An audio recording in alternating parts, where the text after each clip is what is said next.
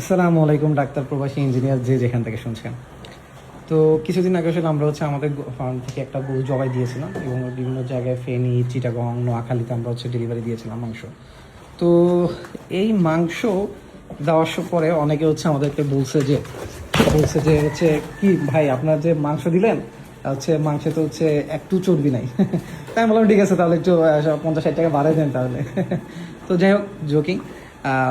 তো ব্যাপারটা মানে সাধারণত আপনার বাজারে গেলে দেখবেন, সেটা আপনি 1 কেজি যদি মাংস নেন, আপনাকে 650 গ্রাম মাংস দিবে, 100 গ্রাম মাস্ট আপনাকে চর্বি, আর আপনার 250 গ্রাম আপনার থাকবে কি হাড্ডি। এখন এই যে হাড্ডি 250 গ্রাম বা এগুলো আপনাকে দিবে, তো এইভাবে কিন্তু আপনাকে মানে স্ট্যান্ডার্ড স্বপ্ন বলেন বা বিভিন্ন জায়গায় বলেন, এই রেটে আপনাকে বেশি লোক দিবে। এর চেয়ে আসলে আপনাকে বেশি দিবে না।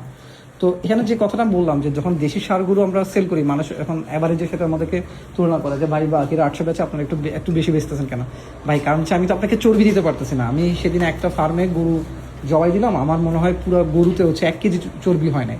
এখন আমি যদি 1 কেজি চর্বি না পাই, তাহলে আমি আপনাকে আসলে চর্বিটা কোত্থেকে দিব? তো যার কারণে যেটা হয় যে আমি তখন মাংসের রেটটা আমাকে একটু বেশি করতে হয়। তো এটা আসলে অনেকে বুঝে না, ভাই বাকিরা 800 বেচে, আপনারা 850 কেন?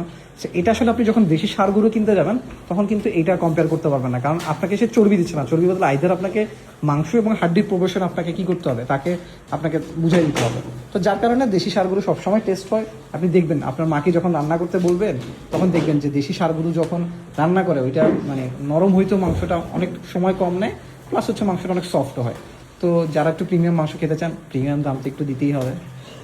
তো ভালো থাকবেন এবং আপনার গরুকে সুস্থ এবং যত্নে রাখবেন।